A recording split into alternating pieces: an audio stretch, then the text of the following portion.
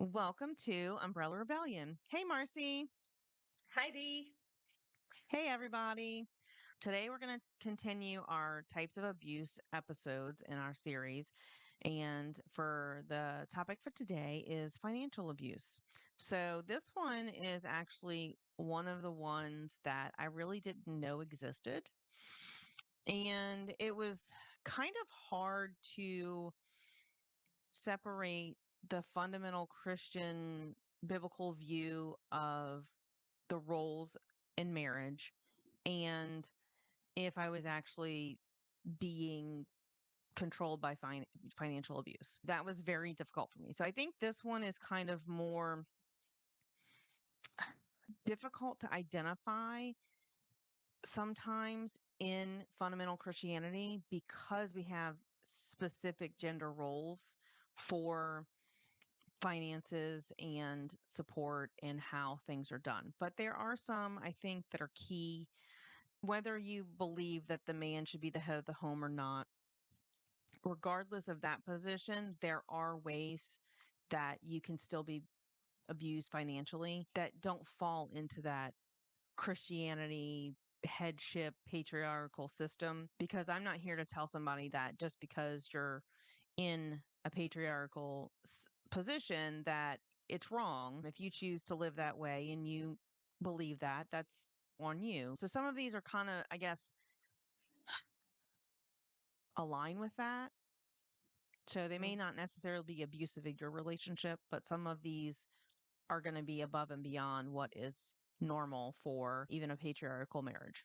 All right, so this is more of kind of just a checklist, and we may have some specific examples of how this transpired in our marriages, our former marriages, and how it works in our relationships. All right, so we're just kind of going to start going over the checklist. We're obviously, like the last one, we're reading resources that we found on the internet, and we will share the links below. So you can look at these yourself and come to a determination of whether you're experiencing financial abuse or not. Mhm. All right. So you want to go ahead and start? Yes. Common examples of financial control or abuse are forbidding family members to work or have their own funds. Did you have any examples of that, Dee? Well, yeah, I I mean, pretty much was a stay-at-home mom the whole time I was married to my ex. I did do like Etsy for a while, and that was the mhm. only income that I had, and I used that for spending money. I don't remember if I asked him if it was okay or not, but generally, as long as I was working inside of the home and taking care of the kids, he didn't really have a problem with it. Yeah. But one of the most, I mean, I think I did share this in a previous video. The biggest one of this was when my ex had had a motorcycle accident and was out of work for a couple of months. I Mhm. went to him and I was like, "Do you want me to go try and get a job?" I was probably about 6 months pregnant with Noah at the time, my Mhm. youngest. And he was like, "You'll never make enough money to support this family." Yeah. So Yeah. gaslighting me into thinking that, you know, I wasn't capable of supporting the family, even though we were having a hard time with Yes. having no income for several months. Yes. I don't know if there's abuse there per se. We always kept our funds separate. So if I didn't make enough money to cover my half of the rent or the bills or whatever, and I didn't have extra spending money, then I just didn't have any money. I made less than he Mhm. did. So he, of course, always had plenty of money to cover his half and then have extra spending money. Quite often, I didn't because I had a lower paying job. And he expected me to pay for things like food and his cigarettes and things, his beer sometimes and things like that, but he would not pay for mine. Well, occasionally cigarettes, but for the most part, those things were mine responsibility, even though he was eating the food. Right? Like, why Right. wasn't that Yeah. split as well? Like, Right.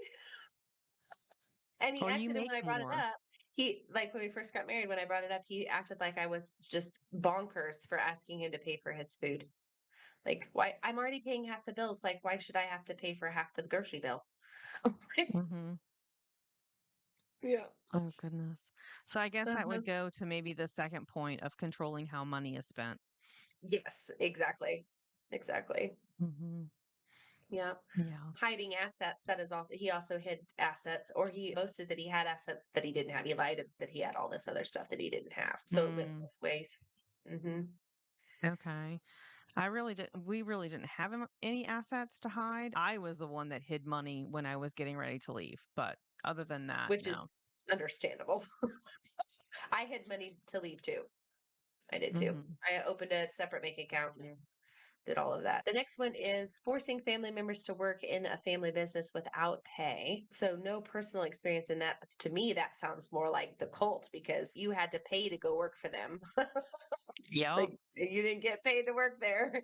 Or if you did, it was after a long stint of being there. You actually paid the ministry to go serve with them. Yeah. The next one is withholding funds for basic needs and care. So, an example of that would be this was back in 2006, 7. I had a $40 a week budget for groceries. And if I ran out of money, it was very hard for me to convince him that we needed more groceries. So I had to make it last. And then I can remember when our heater or our air conditioner went out. I think it was our heater and it was the winter went out. He wouldn't spend the money to get it fixed. And I would wind up going to my mom's house to get warm. And he was probably an infant to toddler at the time. So, Hmm. well, yeah, because I mean, he was only 15 months old when Jonathan was born. So he had to be an infant at the time. So, and we had no heat in the house. Oh my So, goodness. Yeah. mhm. So do you have any examples of that in your? When my ex had his stroke, but since he was out of work and I was working for pennies and couldn't cover everything, our air conditioner went out. And I was huge pregnant with our second, and I wanted to go to family and ask them to help us so that we could get the air conditioner fixed because it was August and I was dying and just Mhm. huge pregnant because I think I was due in October. So I was in the last 8 weeks and just miserable, and the house was miserable, and Embry was miserable. So I was crying. I was so miserable. And he did not want to go to family to ask for help. He just wanted to just tough it out. And I was like, there's no way that I can tough out even a week without cool Oh air goodness. and 100, Hold on. It plus stopped. heat. The second technical difficulty of the evening down. Yes. So this will be fun splicing these together. So Yeah, and I was let talking me about the air conditioner. right. Okay. So he didn't Mhm, want you to go to family to get the money to replace the air conditioner or mhm, fix it. He So just wanted to live through it. And I said, hell no, not in the last 6 weeks of pregnancy. Are you nuts? so Nope. did you just wind up going and doing it anyway? Hmm. Yeah. Yeah. Well, I think he finally agreed to let me call my parents, Oh, or he okay. called his. I forget which one. I think I called mine, and they got somebody out there. Mhm. We still had to wait another day or two to get it fixed, but I think we ended up being without it for a week. And Mhm. but I was dunking Embry in cold water, like cold rags on all of Oh, us. It was wow. that bad. Oh my So she was gosh. miserable and screaming. It was really bad. Oh man. So, but we did get it That's fixed, but he didn't crazy. want to do it. He wanted to just deal with it. Stupid people. Yeah. Oh, Let's yeah. make you suffer. Yeah. All right. Mhm. So the next one. The next one is withholding money or giving meager allowances. So, like your $40 for groceries, that would be a meager Mhm. allowance. Mhm. Money was not withheld, it just wasn't shared that he had it. So if I had a need, he did not offer to take care of it. Like I was not taken care of. If I didn't take care of myself, it didn't happen. It wasn't a caring team relationship where, you if you see your spouse suffering, you're going to try to help them. It wasn't like that. Mm-mm. Yeah. I can't think like the only thing I can think of is I used to tell him that he should be so lucky that I don't wear makeup a lot because some of the girls in the church were real into makeup and I'm like, "Do you know how expensive that is? I don't make you spend money on me like that. I'm very low No, maintenance mate. and you should be thankful." Mhm. So, all right. So the next one is the abuser spending money lavishly on him or herself while depriving the family. So, that would be he would always go and buy his weed before I got any of my money for the budget or anything. Like before bills were paid, the first thing he would do was take money out and go buy weed. It didn't matter, if we were able to make bills that week or not. So, and he used to get like paid every week. So, and his weed budget was about as much as my grocery budget. So Yeah. I would say that would be lavishly spending on yourself. Yeah. Yeah. So the other story I have is it was pretty close to me leaving, probably within the last year. One day he just shows up with a new truck. I mean, it wasn't like brand new, but it was a used truck. And he had talked to me about buying another vehicle. And I'm like, look, I don't know what was going on at that time, but I was like, let's not do that right now. Let's wait a little bit and save up some money. He was constantly getting laid off because he was in the union. So you just never knew when the Yeah. job was going to end. And I think it was right around the time a job was going to end. So I was like, we don't know how long it'll be before you get another job. Yeah. But just showed up and I'm like, wow, okay. What I say means nothing. Yeah. Pretty much. All right. Let's see here. It says threatening family members with homelessness and other forms of insecurity. I don't think that was ever word phrases that he used. It was other types of manipulation for me. Hmm. Yeah, mine never really like threatened to kick me out or anything. I don't think that was even like a thought because of our religious beliefs that it was even so that really wasn't in our lives, but it can happen. Mhm. Somebody telling you that, if you don't do this or that, I'm going to kick you out and you won't be able to come in, especially if they have the house or the mortgage or lease only in their name, you know. Yeah. So, because that doesn't legally protect you. Yes, So, exactly. The only thing I got told was everything you have is because of me. You wouldn't have any of this if it wasn't for me. Uh, mhm.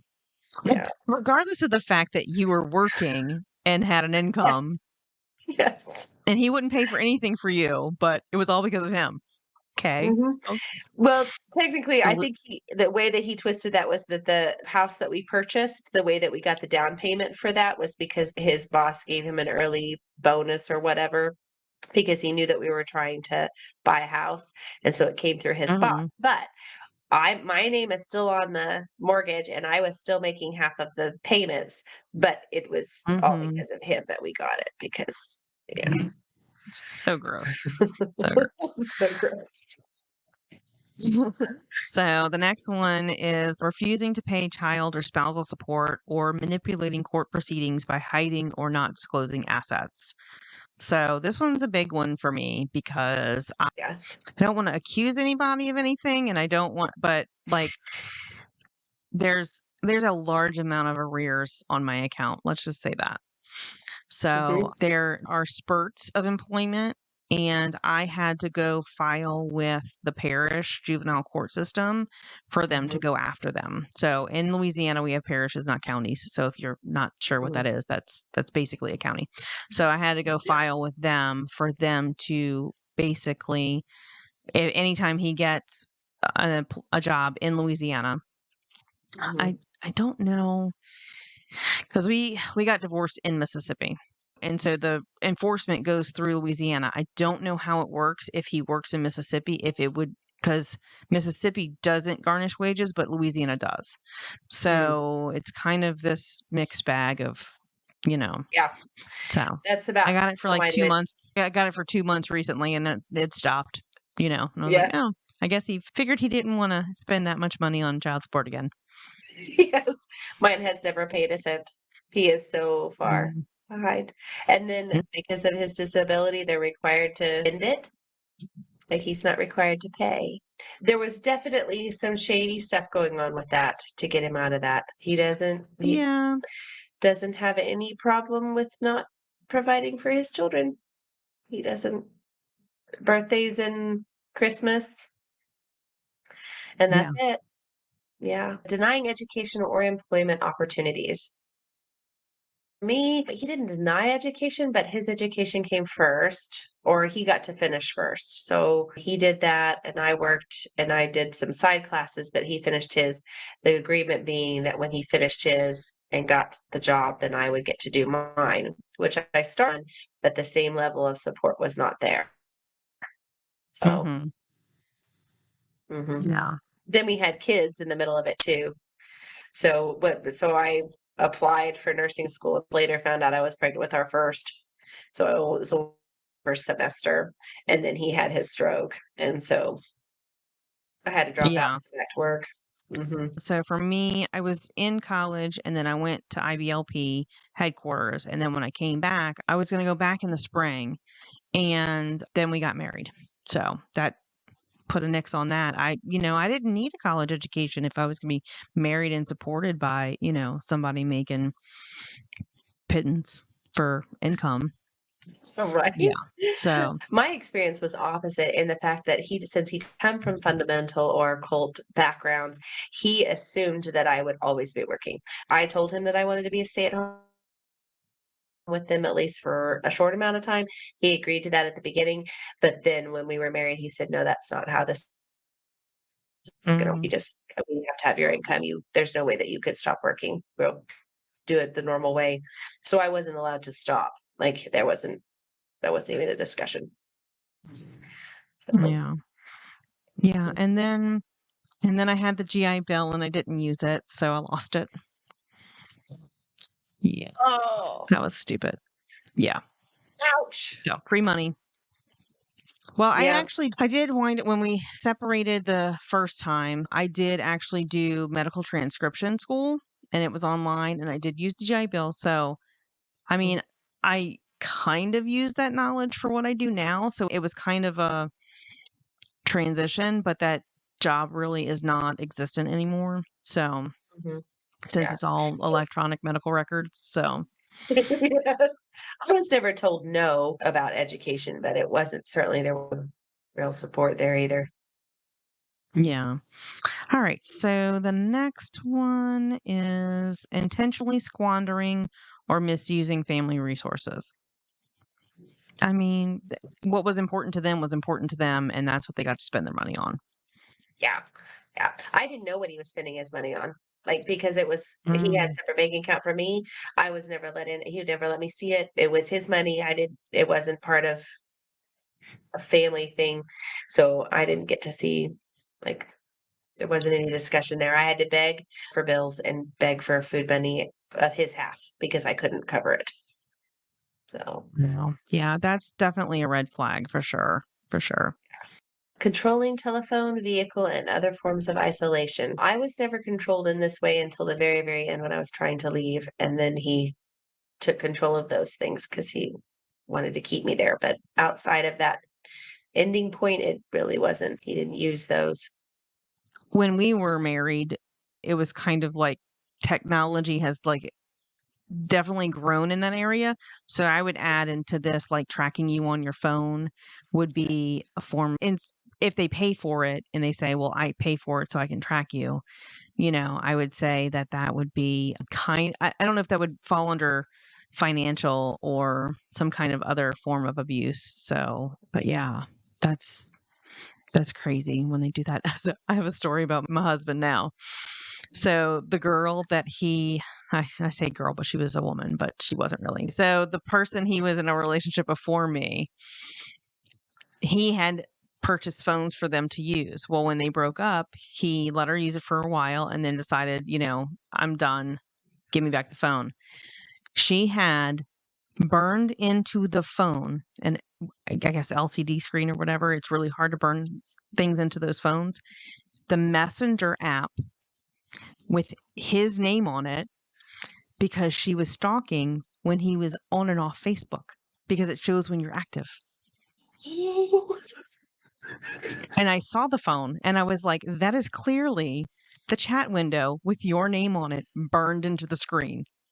Oh my gosh. Like, how much was that on her screen to be able to burn it into the phone? Like,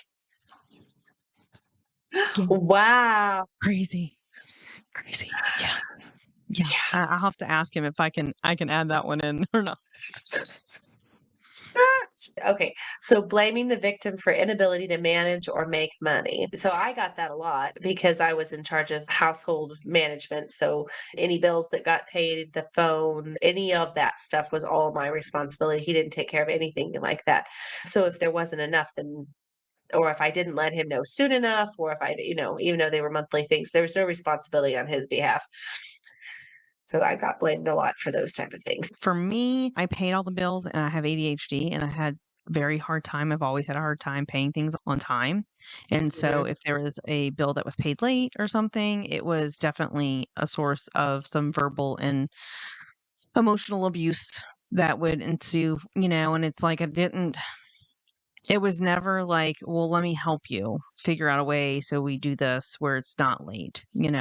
mhm, So, I mean, we did have a joint account and I had access and I could see everything that he was doing and spending money on. And then he would give me a hard time about things I spent money on. And I was like, well, you spent money on this. And so what's mhm, the difference? And, well, it's my money. Well, I thought it was our money, like, yeah, that was a mhm. thing. Yeah. So, destruction of personal property belonging to the victim.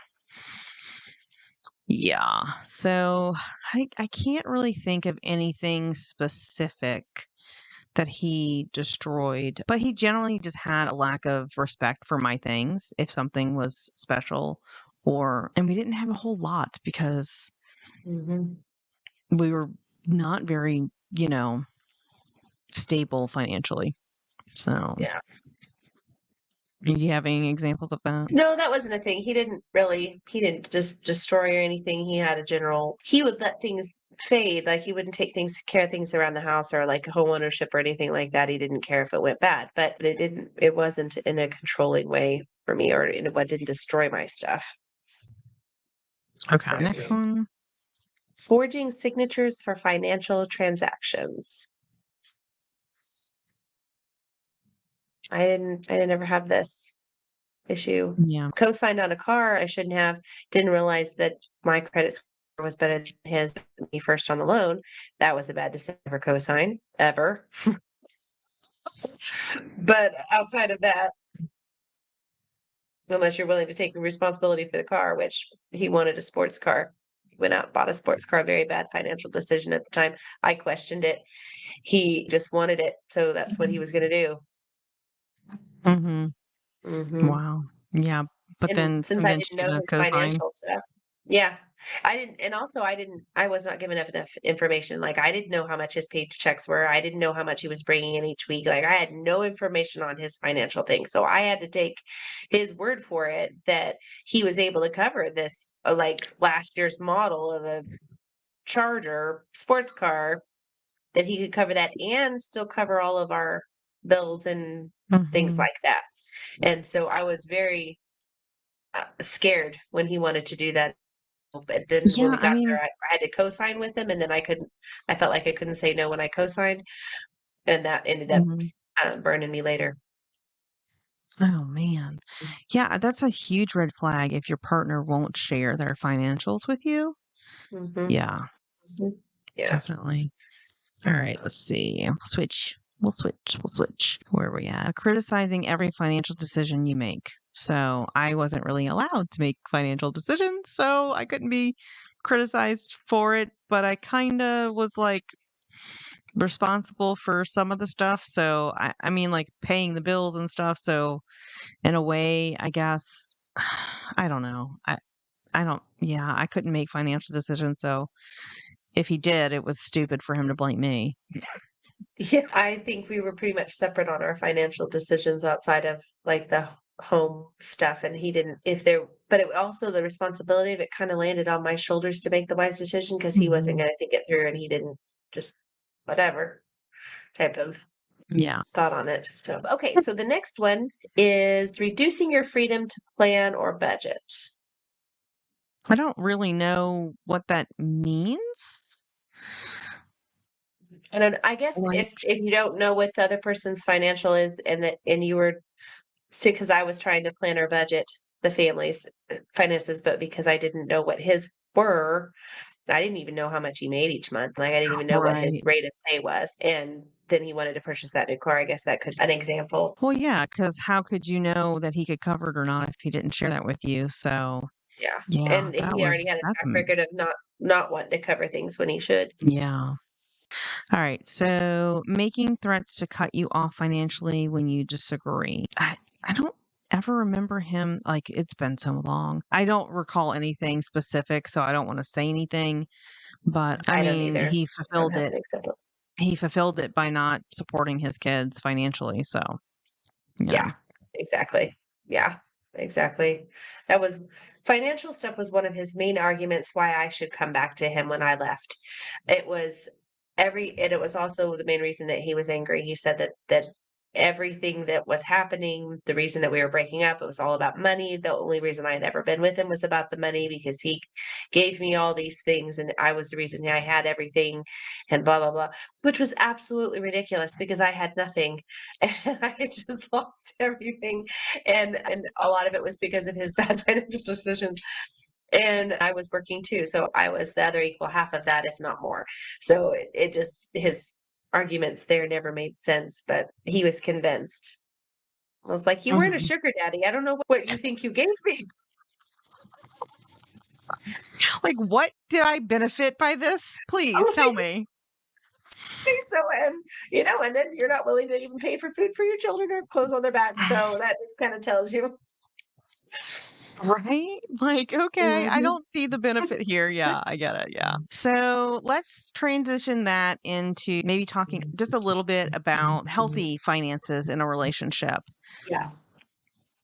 So, for instance, when Jeremy and I got together, we basically, when we got married, we decided to keep two separate personal accounts, but then we had what we call the joint house account. So, anything that was a household bill, food, groceries, gas for the cars. We basically figured out what our budget was.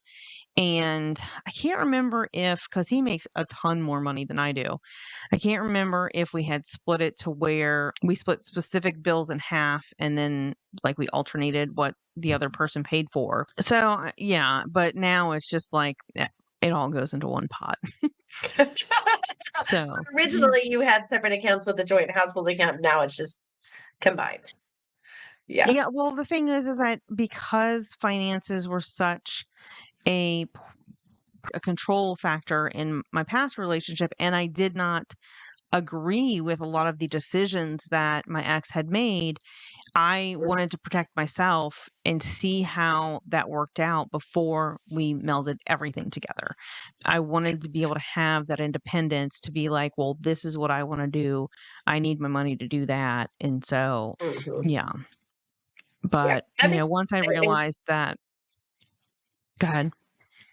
I said that makes total sense. It is probably wise to protect yourself like that when you're early on in a relationship. Hmm. Yeah. So, I mean, having separate accounts is not necessarily a negative, but if your partner isn't willing to work with you on sharing what their budget is, sharing what their income is, figuring out how to divide things up fairly, that's the red flag. Like, if you're not willing to share your financials with me, we have issues. Let's see, other healthy financial things. I guess when it comes to debt, agreeing on what you get in debt about and not expecting someone to co-sign on a car Exactly. that you can't afford. Yes. Mhm. Mhm. Yeah. Yeah, So, I would agree. so is somebody coming in? No, but hold on. I don't know what I saw, but I think the dog was jumping up to see what I was doing in the window, but all I saw was this thing going on the window. I think she was jumping to see. Pay attention to me. Pay attention to me. Or it's the ghost. One of Or the two, right? else, I. So I think, I mean, honestly, like when it comes to finances, as long as y'all can talk about it and it doesn't become a battle and a tug of war between the wills and you can compromise, which, when you're not in an abusive relationship, compromise is a thing.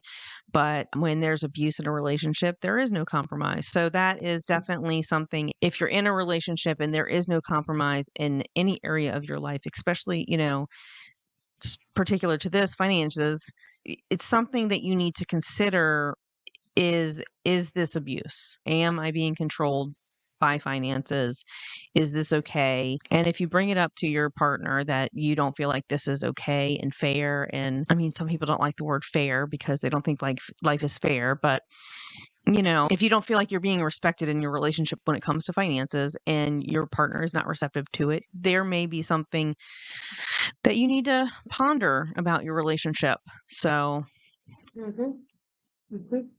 I think it needs to be an open and honest conversation for sure, and that open to, you know, transparency with all of it is the key. Yeah. yeah, Mhm. for sure. All right. I think we've covered the financial abuse checklist, and I will put the link down below for where you can find resources on all of these things. We will be going over spiritual abuse next, and then we will end with the physical abuse. I think that's going to be kind of a long, Mhm. very deep conversation for us. If you feel like you may be experiencing any type of abuse in the United States, you can call the National Domestic Violence Hotline at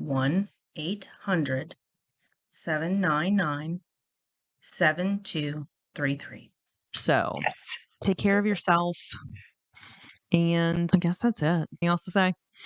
Nope, I think that ended it well. Thank you for joining us on this podcast. We hope that you would come back for our next podcast. And Come join the rebellion. all right, bye, guys. Bye.